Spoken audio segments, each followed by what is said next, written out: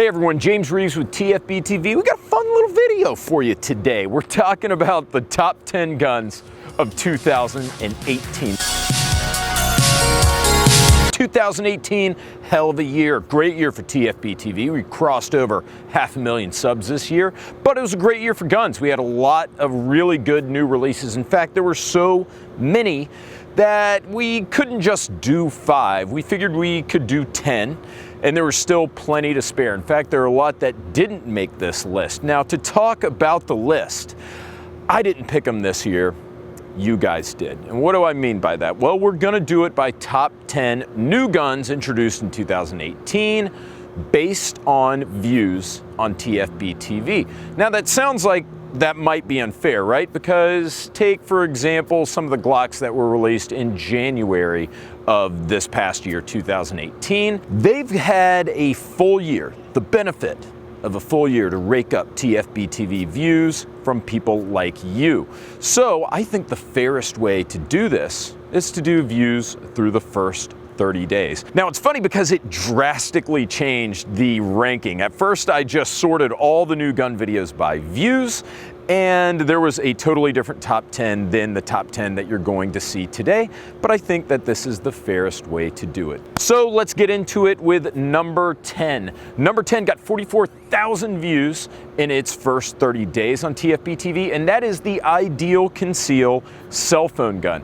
This I actually put on the most controversial guns list. Now, if you're not familiar with the cell phone gun, first of all, go watch the video, but if you don't want to do that, just to give you a brief description, it's a gun that looks like a cell phone. It's actually a 380 Derringer that when the grip is folded into the chassis of the gun, it looks just like a cell phone or maybe a battery pack. And that really seems to bother a lot of people because you could get it into just about anywhere. People will think it's a cell phone. They won't think it's a gun. It really is convincing. And you had a lot of people that said that, say, law enforcement are going to use this as an excuse because this thing exists. Anybody with a cell phone is now a target. Now, I'll leave the debating up to you guys, but I thought it was a pretty innovative and a neat concept. It holds 2 rounds of 380 with a tip-up barrel. You pull the trigger once, and the bottom chamber goes off. You pull the trigger a second time, the top chamber goes off. And of course, reloading it like any Derringer can be kind of tedious. I uploaded a video of myself deploying it on Instagram, and it got millions and millions of views, mostly from asshole Instagrammers who steal people's videos without giving them credit. But that said, this was a neat enough gun that 44,000 of you guys watched this video in the first 30 days. Moving to number 9 with just another 1,000 views over the cell phone gun, that is the Ruger Security 9. It had 45,000 views in its first 30 days. Not too shabby. The Ruger Security 9 is actually pretty impressive.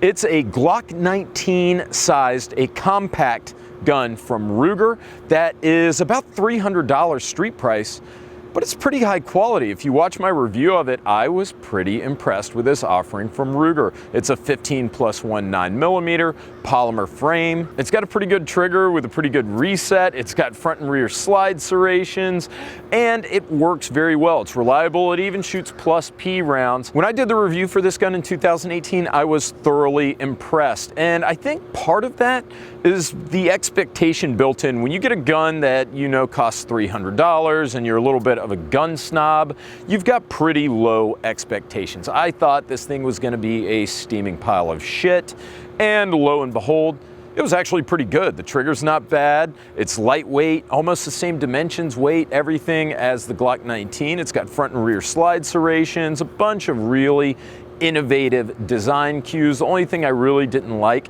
in the review was the safety. 15+1 rounds of 9mm.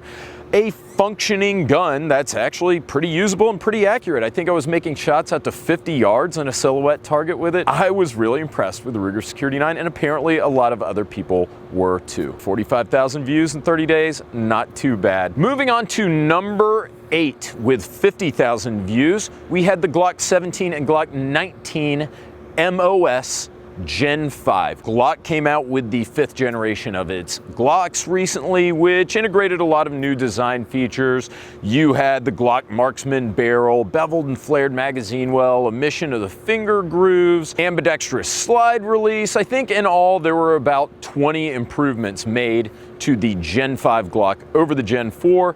I really liked them a lot, and I titled this video Glock 17 and Glock 19 Gen 5 MOS, did Glock make the best Glock ever, or something like that? And I answered that in the affirmative. And the reason why I say that is I genuinely believe that the Gen 5 Glocks are the best generation of Glocks so far. But when the Gen 5 was introduced, there were some complaints that people had. Notably, people didn't like the finger cutout at the bottom of the grip. People thought that it ate into the front strap and it gave you less usable grip area. So that was a complaint. Also, the lack of forward slide serrations. That was a complaint. And can you believe it? Glock listened. With the Gen 5 MOS guns, they removed that scallop, so now you have a full front strap on the 17 and 19 MOS, and they also put forward slide serrations, not to mention the best feature of the MOS, and that is it's the modular optic system. It's got a cutout at the top of the slide, allows you to install a micro red dot, an RMR, whatever.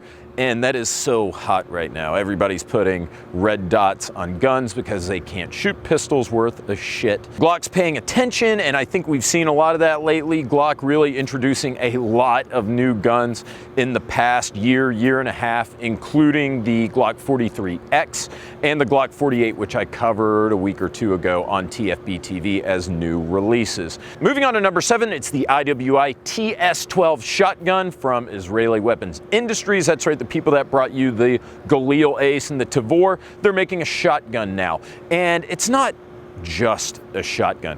It's a $1,400 MSRP shotgun, but for good reason. The IWI TS12 is pretty badass. Its most notable feature, you get 15+1 rounds of 12 gauge ammo because of the rotating cylindrical magazine system that they've integrated into the gun. It's also got a whole hell of a lot of other features. It's totally ambidextrous. What's really neat is if the chamber's dry, once you spin that magazine tube, the next round automatically drops in. Reversible controls, 4 sling attachment points, M-LOK compatible rails, a continuous Picatinny rail on top of the handguard, Benelli and Beretta choke tube compatibility with an 18.5-inch barrel and an overall length of just 28 inches. So this is a pretty badass little shotgun, and the $1,400 MSRP doesn't really sound that bad when you're talking about the design and construction of this relatively complicated gas-operated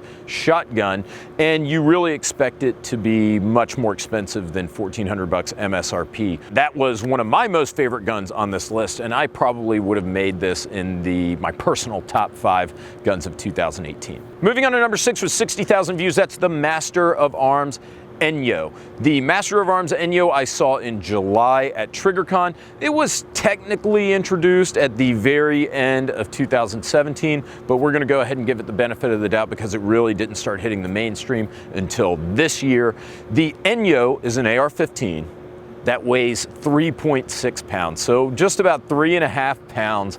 For an AR-15, that's incredible, but that's because it uses space-age materials, an ultra-thin profile barrel, and a bunch of other design features. Really, they looked at every aspect of this gun and figured out how to make it as light as possible. Ivan got to shoot it, Kit Badger, he got to shoot it at TriggerCon, was very impressed with it. I handled it, and blows your mind, man. You can't believe how lightweight this gun is. It also has a really neat ball-bearing bolt carrier, try to say that 5 times fast, that reduces the impact of recoil using inertia and other physics that I don't completely understand, but when they explained it to me, all those guys are like NASA scientists at Master of Arms. When they explained it to me, I was pretty impressed. I was like, oh yeah, that makes sense, but now don't ask me to repeat it. In any event, really awesome gun. Glad to see it in the top 10 at number 6. Moving on to number 5, and I'm really excited to move on to the top 5 because every single gun on this list is going to piss off just about every single person watching this channel. In other words, number 1 and number 2 are going to make a lot of people really happy, but they're going to make a lot of people really upset.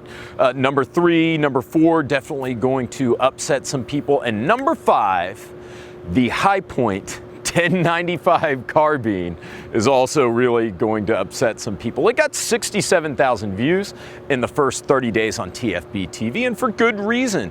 It's a reliable 10mm carbine from our boys at High Point. Not very expensive. It probably costs you like a couple $100. You can go take your welfare check, buy the 1095, have a 10mm carbine, and still have money left over for cigarettes and your weekly scratch-off lotto tickets. I shot it. It's a High Point, guys. It's not a Beretta over-under, okay? So it's not exactly the most high-quality gun, but you know what? It works. The sights were actually pretty good on it. It's 100% reliable, and it's a 10mm carbine. That thing really is going to generate some power. You could probably even use it for grizzly bear protection if you wanted to, but it's in a lightweight and small and very inexpensive package, so understandably there was a lot of buzz generated. 10mm is really becoming the caliber du jour, pushing out the 40 S&W and the 45 ACP with its superior performance. So High Point, ear to the ground, really knowing what people wanted, and that is a 10mm 16-inch barrel carbine. Really cool stuff. Watch the video and go check it out if you're into that kind of thing. Moving on to number 4 with 85,000 views in the first 30 days, that is the Sig P36D5. This is going to cause a lot of controversy. You have a lot of guys that love the 365, a lot of guys that hate it. I was really impressed with my copy, and I can't wait to put more rounds through it. I only have 500 rounds through it right now, but Sig sent me 1,000 rounds of plus P self-defense hollow point ammunition that I'm going to run through it to really run it through the ringer and push it, see how reliable this new model from Sig can be. But guys, this is a 10+1 gun. That's the size of most single stack 6+1 9mm. So it caused quite a stir. And in fact, if this gun proves to be reliable, if it proves itself, it's only been out for, I don't know, roughly 6 months now. It really is going to take the market over. I already did a top 10 best-selling handguns video, and this past summer it was one of the best-selling guns on the market. In fact, as far as single models go, like single SKU, it was the best-selling pistol on the market. You're talking about a great trigger, polymer frame, striker-fired gun, front and rear slide serrations, comes with night sights standard. It's a Sig, so it's high quality. You've got that nitron-coated stainless steel slide. A great option for carry. It's about 1 inch thick, weighs about a pound, so it's extremely lightweight. It's much smaller than, say, the Glock 26, which is also a 10+1 gun. It's closer in size to the Smith & Wesson Shield or the Glock 43, which hold 3 or 4 fewer rounds than the Sig P36D5. It also comes with a 12+1 extended magazine in the box. You get all of that for a street price of around $500, which has made it a really good seller. You guys are really interested in the 365, and it shows because that video got a lot of heat. Moving on to number 3, another Sig. That is the Sig Tread M400 AR-15. And the Sig Tread is, in my opinion, pretty impressive. You're talking about a not very expensive AR-15, but it comes with a lot of great features right out of the box. You get some Magpul furniture, you get a free-floating full-length handguard, a stainless steel barrel with a micro gas block, which is pretty innovative, not something you see on every out-of-the-box AR-15. So you've got a good base model of gun. Oh, it's got ambi controls too, forgot to mention that. Very good base model AR-15, but really the magic with the Sig Tread is Sig has created what it calls a quote-unquote ecosystem of parts. And what that basically means is you can buy a Sig Tread and then they make all the accessories for the Sig Tread and they label them as Sig Tread accessories. Now you and I both know that you can go to Brownells and get any AR-15 grip or M-Lock compatible AR-15 furniture, vertical foregrips, flashlights, whatever, and you and I know that we can just drop those onto the Sig Tread. Well, not everyone knows that. You have a lot of novices, which I think is what the Tread is geared towards. Nothing wrong with somebody who's not a novice picking up the Sig Tread, but I think this is really marketed towards the everyday guy that wants to get into the AR-15, but they don't have a ton of gun knowledge. So Sig makes it very easy for them. They say, hey, buy Sig Tread accessories, and they're gonna work with the gun. So it's smart for Sig because they're gonna sell more accessories that way. They're gonna make it very easy on your weekend warrior, and I think that's cool. A lot of people really have made fun of Sig for this, and I don't know if you guys have seen this new like kind of lifestyle advertising, but it's like you've got a guy who's like a cowboy from Brokeback Mountain, and he's loading his horses into his truck and then getting in, putting his Garth Brooks CD on, and he's driving and he's talking about, you know, what a great rugged dude he is and how the Sig Tread like meets his needs. Iron will and determination. Then taking the time to enjoy everything you've earned, whether you're spending it with a trusted friend or flat out and full throttle. And it's like that kind of lifestyle advertising that it's caught a ton of flack, but the thing is, I think ultimately Sig is trying to get more people attracted to AR-15s, and I'm cool with that, man. Anybody else, you want to bring more people into the market, you want to get more AR-15s in people's hands, especially people who might not otherwise be purchasing them, go for it. 90,000 of you watched the video, so good for you, Sig, locking up the number 3 and number 4 slots in the top 10 guns of 2018. Now to finish up this list, we're gonna do number 2 and number 1 at the same time, which is funny to me because I'm 6 years old, but they are very similar pistols. That is number 2, the Glock 45, and number 1, you guessed it, the Glock 19X. Between those two videos, over 300,000 views in the first 30 days. Now the Glock 19X is really like a Gen 4.5 gun. The 19X preceded the Gen 5 Glocks, but it integrated a lot of the same changes. You had the omission of the finger grooves and the Glock Marksman barrel, in addition to other things. However, the Glock 19X, it only comes in flat dark earth. It was Glock's MHS submission. As we all know, the Sig 320 ultimately ended up winning and becoming the next sidearm of the US military. But the Glock 19X is a great gun in its own right, and so it was released to the civilian market. But there are people out there who didn't really have a problem with the 19X. In fact, they wanted the 19X, but they wanted it in black.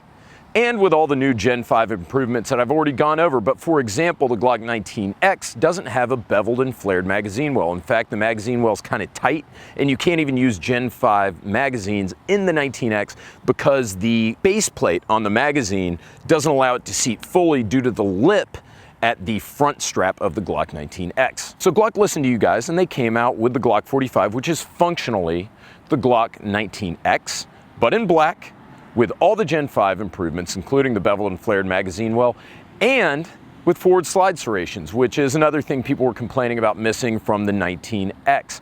So there was a lot of hype about the 19X, that is the MHS gun being introduced to the civilian market, and there was a lot of hype about the Glock 45 because you had people out there that didn't want the 19X as configured, as offered. They wanted a Gen 5 gun with a 19X configuration, and that's what they got. So both of these guns, the number 2 and number 1 most popular videos for TFBTV for new guns in 2018. So congratulations, Glock. You are number 1, number 2, and number 8, I believe, on this list. So that's 3 guns in the top 10. Bring it on, everybody. I'm ready for the comments. I know there are going to be some people say that I'm a Glock shill. I know that there are going to be people that say I'm a Sig shill, and that the 365 sucks, and the 19X sucks, and the Glock 45 sucks, and the Gen 5 guns suck.